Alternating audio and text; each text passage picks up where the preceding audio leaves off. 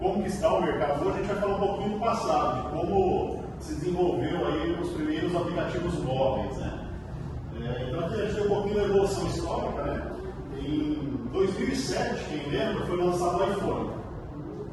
O iPhone foi lançado em 2007, em 2008 lançou a App Store, que é a loja de aplicativo da Apple, e o Google Play, na verdade se chamava Android Market, né? Não era vinculado ao Google ainda. Então, em 2008 lançaram as duas lojas de aplicativos simultaneamente, quase. O Android Market foi lançado com cerca de 50 aplicativos na loja, basicamente aplicativos do Google, né? Google Maps, YouTube, aplicativos do universo Google. E eles eram aplicativos nativos, né? Por quê? A gente vai ver porque a internet mobile não era tão boa na época, em 2008, né? Em 2012, começou a explosão de apps, né? De startups também, né? Como era uma novidade, então o mercado se voltou muito ao desenvolvimento mobile.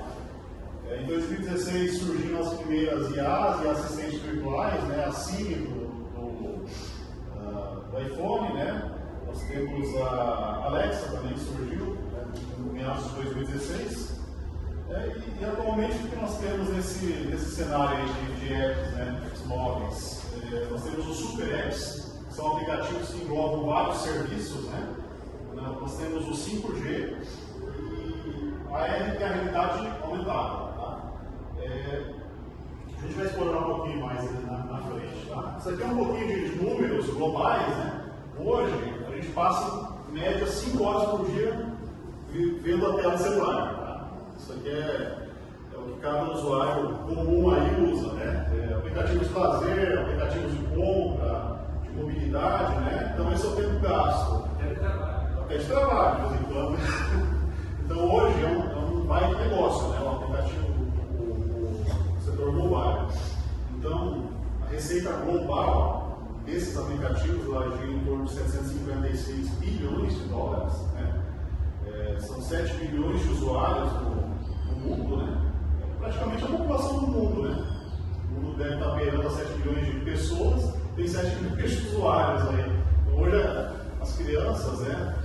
Elas já nascem dominando o celular, né? Tanto observar o pai, a mãe, você dá um celular para uma criança, ela já sabe usar o app, né? Instalar, desinstalar. E são mais ou menos 5 milhões de aplicativos aí nas lojas, né? Então, o Google Play, né? E a App Store da Apple. As tecnologias emergentes que estão surgindo aí com o app móvel são os aplicativos com a IA embarcada, né? O Cloud Computing e 5G, né? Essas tecnologias se desenvolveram, principalmente o Cloud Computing e a inteligência artificial, após o 5G. O 5G, para quem se lembra, ele chegou em Beabá em 2022, é recente. Né? E o que ele possibilitou o 5G? Na melhor da dos aplicativos, né? Então, possibilitou os aplicativos usar software em nuvem, né? Porque o poder do celular de processamento não é tão grande, a bateria não muda tanto, né? Então, ele usa o poder de processamento de um servidor, né? De um aplicativo que é rodado na nuvem. E também consegue usar a IA. A IA é outro fator que ainda está começando a ficar ser embarcado nos dispositivos móveis, mas ela ainda demanda muito poder de processamento, né? Muito recurso computacional. Então, com o 5G ele possibilita essas novas tecnologias, né? A gente vai falar dos frameworks, né, mais utilizados para o desenvolvimento dos apps, né? Inclusive um deles a gente estudou na disciplina, que é o Flutter. E hoje os que dominam o mercado são o Flutter e o React, que é da Meta. Né? O Flutter do Google e o React da Meta. Eles desenvolvem aplicações nativas, são aplicações que rodam na própria linguagem do celular. Segundo uma pesquisa internacional feita com desenvolvedores, o Flutter é adotado por 48% dos desenvolvedores, tá? Enquanto o React Native por 36%.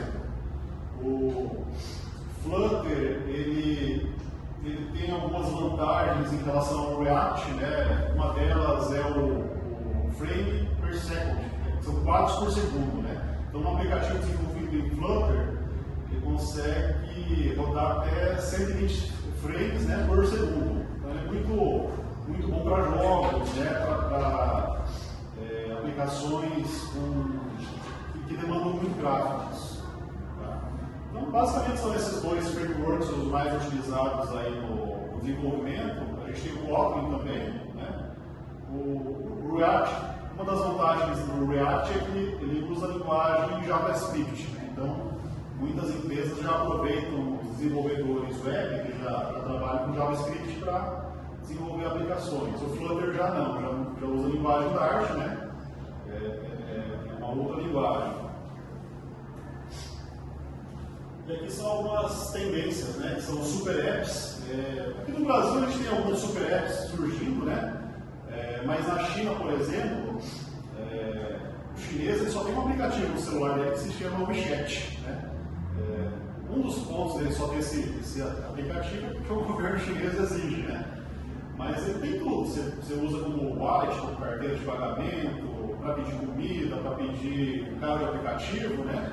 E no Brasil tem surgido esses super apps, né? Nós temos aí, por exemplo, o Mercado Livre. O Mercado Livre hoje é um marketplace, você consegue fazer compras nele, você consegue assinar um streaming, né? Tem um programa lá chamado Meli Mais, você consegue assinar lá o Disney Plus, o Netflix, e você consegue fazer pagamentos também através dele. Outro super app, né, que está começando a crescer é o da Magalu. Magalu ele foi comprando vários apps pequenos, né, integrando no aplicativo dela. E nós temos o Banco Inter, né, já entrando na questão do mobile banking. Né. O Banco Inter tem um aplicativo para pessoa física que você consegue, além de controlar a sua conta, contratar seguros, comprar passagem aérea, né, fazer compras, ele tem um marketplace também, dentro do aplicativo de um banco.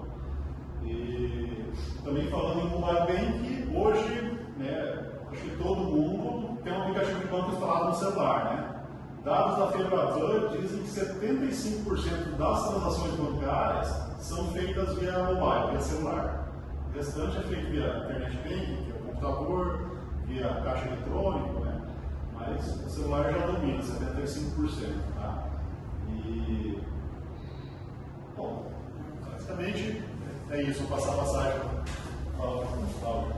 Então, pessoal, dando continuação à nossa apresentação, aí eu vou falar um pouco sobre as formas de você fazer o aplicativo, seria, né? Vários tipos de aplicativos que nós temos no mobile, na verdade. Tem os nativos, os híbridos e esse PWA, que são os Progressive Web Apps, que não é nada mais do que aplicativos que rodam no servidor, na nuvem, eles não rodam no seu celular. Aplicativos nativos. Eles são, na verdade, que eu tenho um melhor desempenho porque ele trabalha diretamente com o equipamento, com o seu celular, com o seu tablet. Ele é feito na linguagem, a conversa dele é direta com o kernel ali, com o seu celular. Então ele consegue diretamente mais rápido, né? Ele acessa melhor todo o hardware do seu equipamento, só que ele tem um custo de desenvolvimento maior, porque ele demanda mais tempo, profissionais mais especializados para isso, né? E ao contrário dos aplicativos híbridos, o que acontece? Você tem uma programação, uma linguagem que ela funciona como base, que você pode, com a mesma programação, você atingir várias plataformas.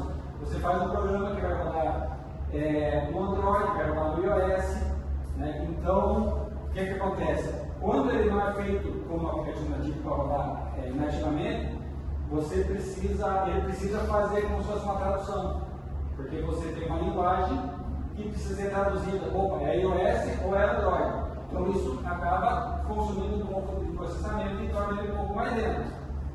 Isso dificulta o acesso ao hardware também, né, do dispositivo, então acaba deixando o desempenho um pouquinho inferior.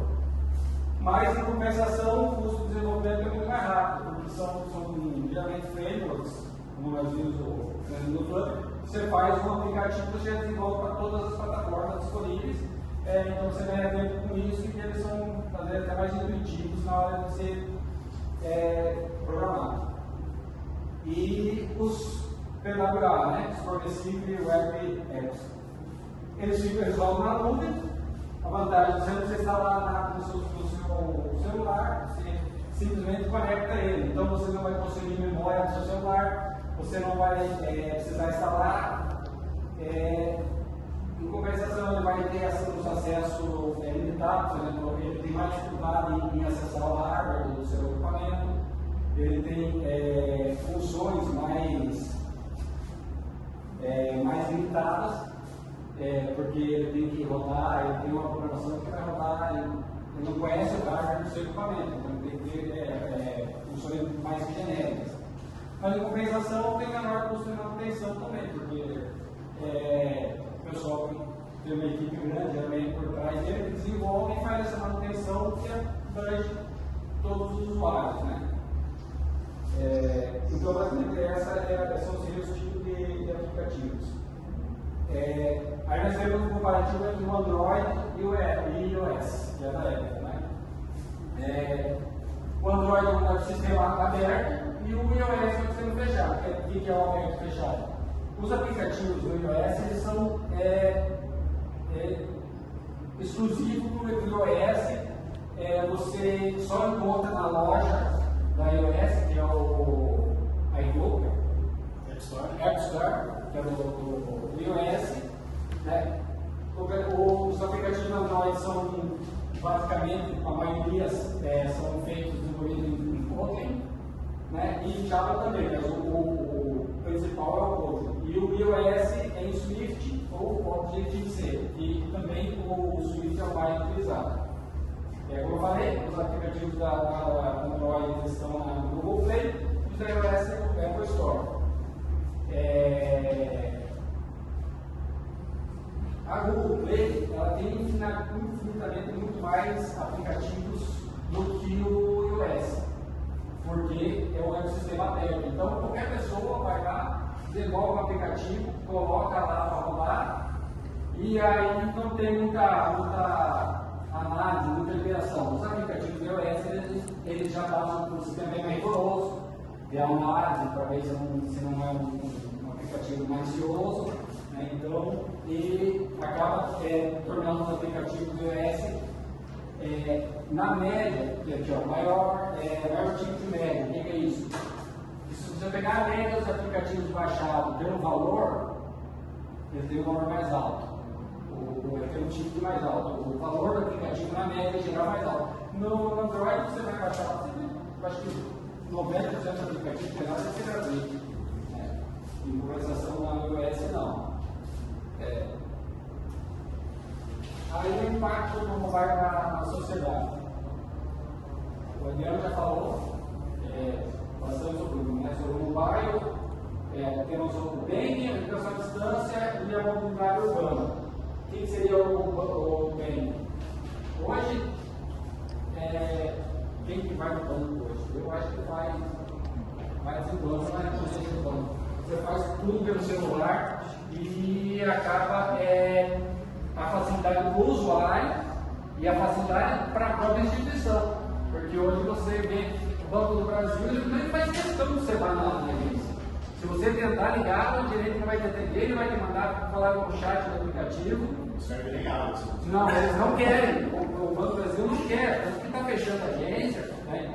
E então tem a facilidade do usuário, que ele faz as coisas sem sair de casa, tem a facilidade do banco, que reduz custo, e além do banco conseguir oferecer uma gama de recursos muito maiores, como o Mariano falou, que são super apps, né?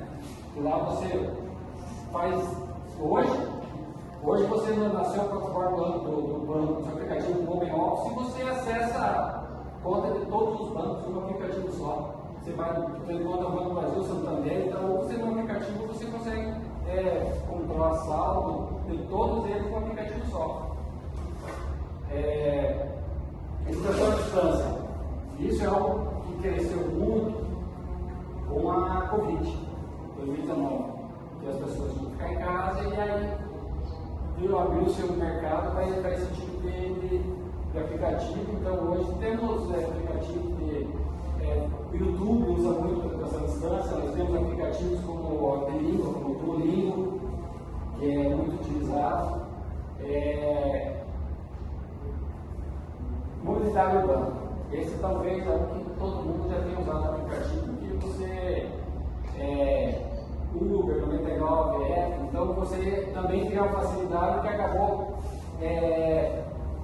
mudando a maneira das pessoas se locomover. Na verdade, não mudou só o aplicativo, mudou a forma das pessoas tratarem a mobilidade em geral. Porque se você pegava um táxi antes, você tinha dificuldade, muita gente não pegava táxi, ficava caro. Hoje, quem que não anda de Uber? Hoje, qualquer pessoa pega o Uber, a facilidade é muito grande, o custo é menor. Pessoas vendem carro para andar de Uber. Até que aconteceu que eu fiz isso, eu vendi um para andar de Uber, que acaba se tornando mais barato, mais prático.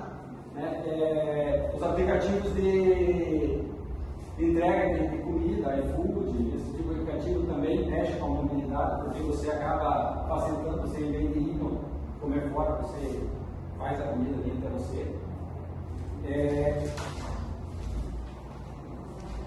E os aplicativos de logística de entrega de mercadoria, você vai entregar alguma coisa em algum lugar, você não precisa se deslocar, você chega no aplicativo, você faz a entrega, o motoqueiro vai lá, pega a sua encomenda e leva, e tudo com muita segurança, com muita método de segurança, com código, com fotos, dependendo do valor que você coloca lá, ele tem uma questão de segurança muito grande para não gerar prejuízo para ninguém.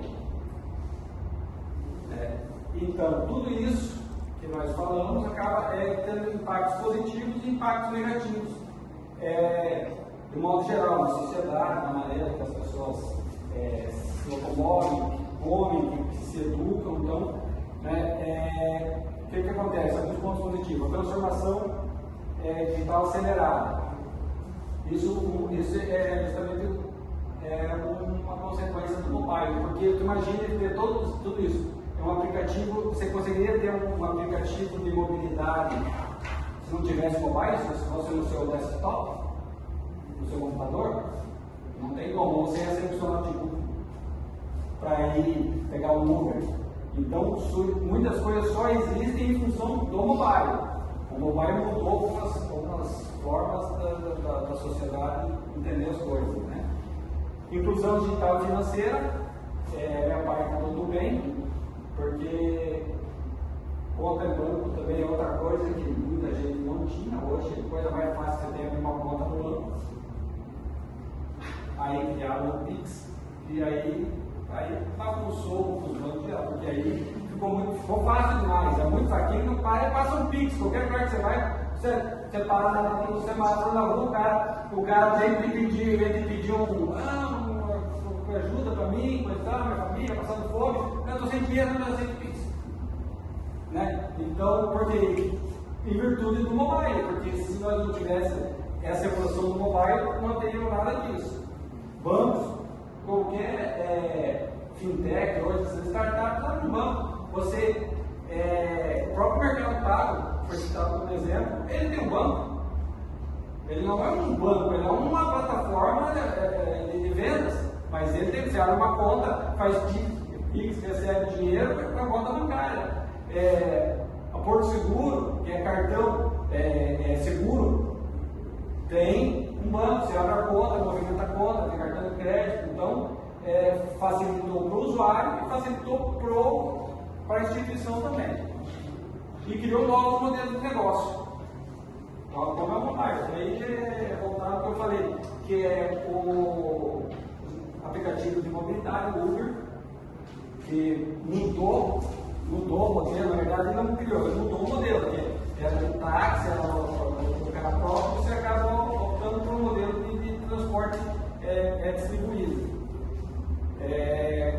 Um outro exemplo de novos modelos é o iFood, que antes você pedia, você tinha que telefonar para o restaurante, e agora você senta ali, abre ali, tem uma infinidade de.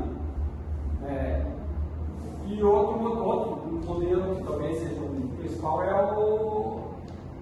os streams, que você acaba assistindo em qualquer lugar, você não lê mais livro, você assiste um filme. Você sai, realmente você sair, você levar um livro para ler, agora você leva o celular para assistir um filme, assistir uma série.